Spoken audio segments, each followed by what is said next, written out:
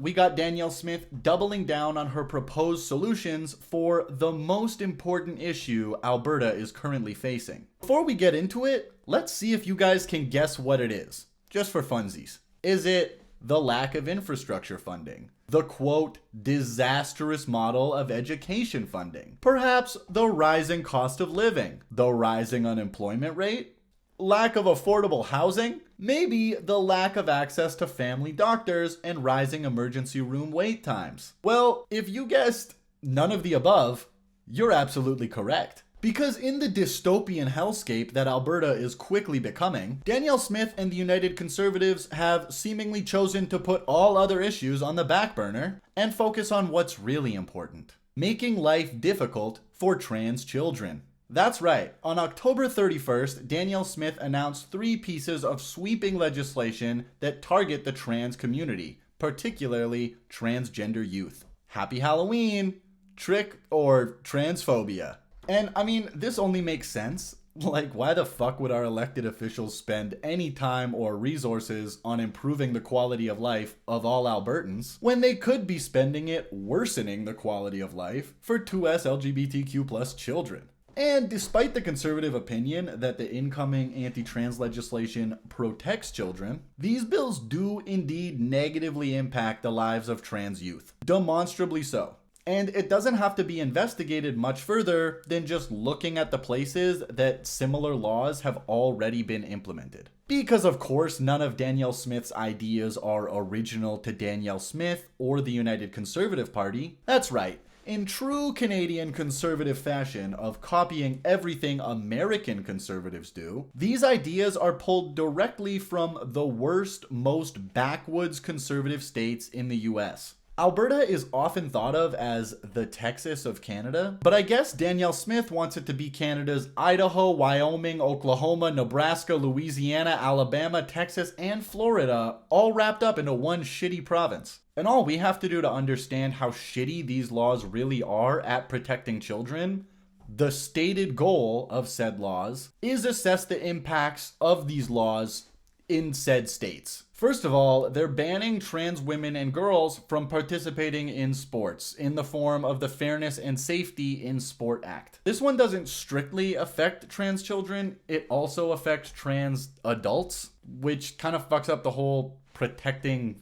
children thing, but whatever. This will basically make it so only women and girls assigned female at birth will be able to participate in female sports divisions, which there's a whole litany of problems with. Governing sports bodies don't even do it this way. The International Tennis Federation, for example, which governs tennis in the Olympics, doesn't allow women with testosterone levels that exceed 10 nanomoles per liter. And trans women in that range can compete because that's like a better measure of biological advantage or whatever. So evidently, the Alberta government thinks they're smarter at sports regulation than the leading regulatory bodies in international sport, which seems fucking insane, right? Well, not really. Not when you consider that they also apparently think they're smarter than clinical and medical professionals regarding the clinical and medical realities that pertain to transgender people, which is revealed by the next legislative amendments, including limiting access to trans healthcare. The Health Statutes Amendment Act 2024 will make major changes to the Health Professions Act. This includes things like banning sex reassignment surgery on minors, something that is already illegal, so that's a weird one, and banning puberty blockers for those under 16. The same puberty blockers that have proven to be safe and effective for nearly 50 years, as well as banning hormone therapy for those under 16, which also, incidentally, has proven to be safe and effective. But who's keeping track of, scientific consensus? Not the Alberta Conservative Party, that's for sure. Everybody knows science and conservatism are mutually exclusive. Keep up, lib. The new legislation would also grant Alberta's health minister the authority to identify surgeries considered sex reassignment surgery, as well as grant the health minister the authority to determine which drugs can be used to treat transgender youth. This, of course, according to Danielle Smith, is because, quote, doctors aren't always right. Yeah, I wasn't being facetious earlier. They literally think they're smarter than doctors. Doctors aren't always right. Jesus Christ. But apparently the government is. Specifically Health Minister Adriana Lagrange. Someone who seemingly can't stop being involved in public health related government scandals. I mean, I guess that's slightly better than her boss and the driving force behind this nonsense, Danielle Smith, who, likewise, can't stop being in public health related government scandals, but also thinks COVID-19 can be cured by hydroxychloroquine and ivermectin, something that has been relentlessly debunked by medical experts who apparently can't be trusted to have medical expertise. What the fuck are we doing? So there's that. And we can't forget that Danielle Smith also once said that smoking cigarettes is actually good for you. I would tell you that's not true, but the only information I have is from stupid doctors who aren't always right. So, meaning I guess we probably shouldn't trust doctors like psychologist Roberto L. Abreu, PhD, who published a study analyzing the impacts of gender-affirming care bans on transgender youth in the United States. Here's an excerpt from that. Transgender and gender-diverse youth in the United States are met with systemic barriers that affect their physical and mental health. Recent scholarship has found that transgender and gender-diverse youth have been negatively impacted as a result of anti-transgender federal, state, and local laws and bills. This study aimed to explore parental figures' perceptions of how bans on gender-affirming care affect their child. Responses to an online survey with 134 self-identified parental figures of transgender and gender-diverse youth were analyzed. Thematic analysis revealed 5 themes regarding the impact that these anti-transgender laws and bills have on transgender and gender-diverse youth, including A. Depression and suicidal ideation / risk of suicide.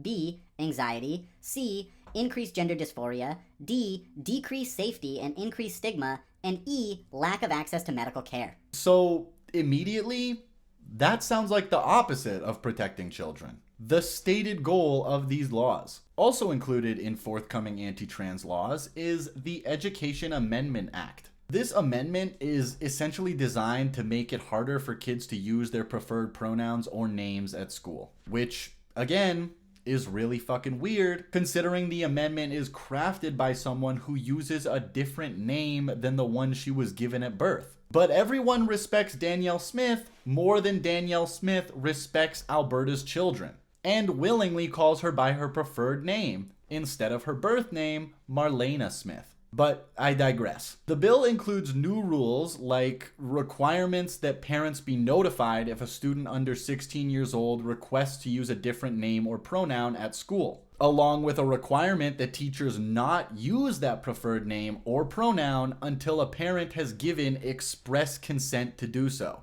There will also be a requirement that parents opt in to their kid learning sexual education, something parents have always been allowed to opt out of. So that's just the same law, but like in reverse, I guess.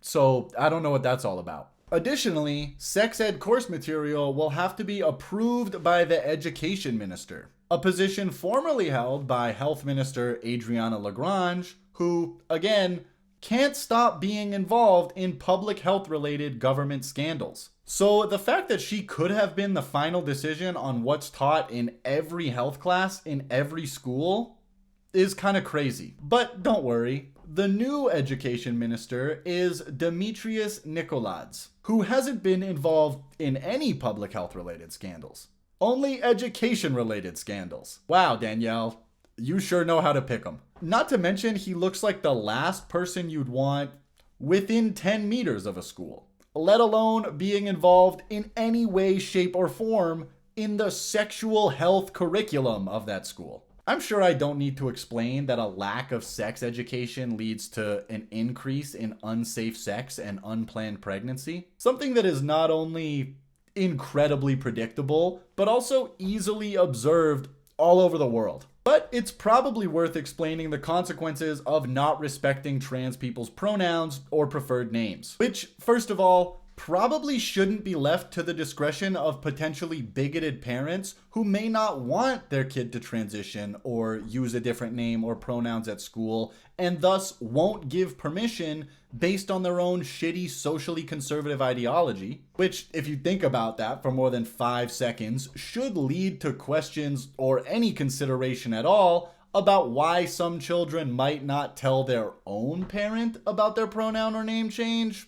And it's probably because those kids believe their parent may be unsupportive of their transition, maybe even abusive, a reality that countless trans kids tragically face. So the fact that teachers will soon have to report pronoun and name changes to potentially abusive parents is fucking psychotic. On to the effects of not respecting preferred names and pronouns. WebMD lists gender dysphoria, depression, anxiety, and even increased suicide rates as a result of not using the correct pronouns or dead naming trans people, which is when you use the former name of a trans person, which is usually a gendered name indicating the gender they are not. But this isn't just some abstract, potentially devastating thing. We don't have to believe the dumb idiot doctors that document this. Am I right, Danielle? Because like I said, we can just analyze the effects of these laws in the places that they've already been implemented. The Trevor Project has published studies indicating anti-trans laws in general have caused a 72% increase in suicide attempts among trans youth in the US. But the Trevor Project also has specific data about the trans suicide rate as it pertains to respecting pronouns. Their research shows that when trans youth's pronouns are respected by people they live with, their likelihood to attempt suicide decreases by 50%. There's also good data on respecting trans people's identity in settings outside the home. The National Institute of Health published this study analyzing the impact of trans people's preferred names being respected in 4 contexts: at home, at work, with friends, and of course, at school. The result of preferred names being respected in just one of these 4 contexts is an average 29% decrease in suicidal ideation and a 56% decrease in suicidal behavior. As far as pronouns, the Trevor Project notes a 13% decrease in suicide attempts when teachers respect children's pronouns. The data is clear. Misgendering and dead naming trans children leads to dead children. And this bill, the supposed Protect Children bill, literally requires teachers to misgender and dead name children, unless given express approval from a child's parents, potentially causing negative mental health effects and leading to death.